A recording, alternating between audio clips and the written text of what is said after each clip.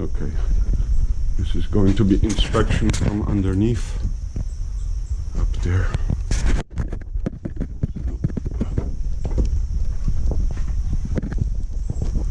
The area affected is, I hear one of these boards.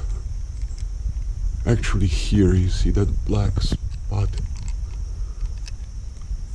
Yeah, not too bad, but water sipped a little bit here and here, and you see this member shows some water damage. I mean, not damage, it's just staining from water. So, not bad at all. But I'm gonna show you just how I repaired it last night. Today it's raining, so I think I won't do anything, but my brother suggested this concoction: Loctite polyurethane chimney joints and shingle sealant. Twice as expensive as the stuff I used yesterday.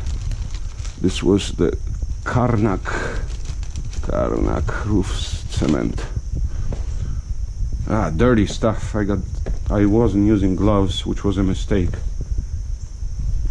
Next time I will use gloves. So I removed 2 shingles, and the problem was there was a nail stuck.